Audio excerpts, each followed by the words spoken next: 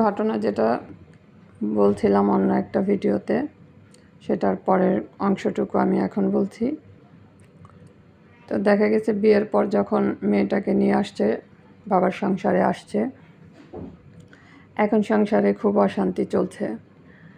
অশান্তি এই কারণেই যে এখন মেয়েটাকে বিয়ে দিতে চাচ্ছে, কিন্তু মেয়েটা এখন বিয়ে বসতে চাচ্ছে না। কারণ কি, উনি বলছে আমি মাত্র একটা সংসার ভেঙে আসছি, এখন আমি এই মুহূর্তে বিয়ে করতে চাই না, আমি বছর দুয়েকের সময় চাই। কিন্তু বাবা মা রাজি না বছর দুয়েকের সময় দিতে। এর মধ্যে বাবা হুট করে একটা পাত্র ঠিক করে নিয়ে আসছে। মানে এমন অবস্থা হয়েছে যে যাকে পাচ্ছে তাকে বিয়ের কথা বলছে, মানে যত তাড়াতাড়ি সম্ভব আর কি ঘর থেকে তাড়ানো যায় এই অবস্থা আর কি। তো যাই হোক, একটা পাত্র ঠিক করে নিয়ে আসছে, ওনাকে এনে কাজী টাজি এনে বিয়ে করিয়ে দিয়েছে। এখন যখন বিয়ে করে উনি চলে গেছে, তো তারপরে মানে ঘণ্টাখানিক পরেই হয়তোবা উনি কোনো মাধ্যমে মেয়েটা জানতে পেরেছে যে ওনার ওই ছেলের আগের বউ আছে। তারপরে তো ফোন দিয়ে ওনাকে ডাকানো হয়েছে যে আপনার আগের স্ত্রী আছে কি না। পরে খোঁজ খবর নিয়ে জানা গেল হ্যাঁ, ওনার আগের স্ত্রী আছে। তো এখন তো মেয়েটা বলছে যে না, আমি এই সংসার করব না, আমি ডিভোর্স চাই। এখন ওই লোকে বলছে যে মাত্র বিয়ে করেছে, এখন ওনাকে ডিভোর্স দিতে চায় না। পরবর্তীতে কি হলো, এই কোনো রকম মানানোর পর ওনাকে ওনার কাছ থেকে ডিভোর্স নেওয়া হলো।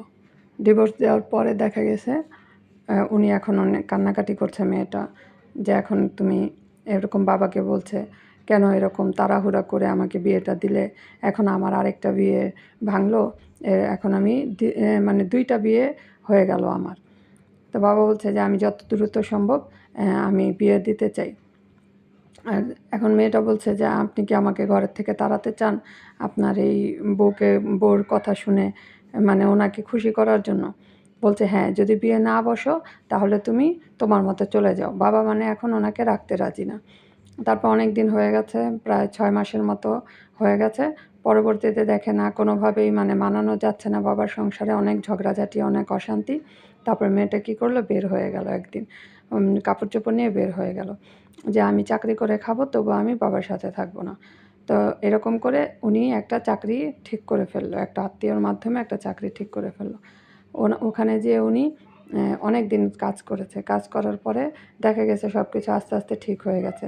তারপরে ওনার এই যে বাবার বাড়ির দুঃখটা উনি ভুলে গিয়েছে। তারপর ওনার সাথে একটা ছেলের পরিচয় হয়েছে। ওই ছেলেটা খুবই ভালো।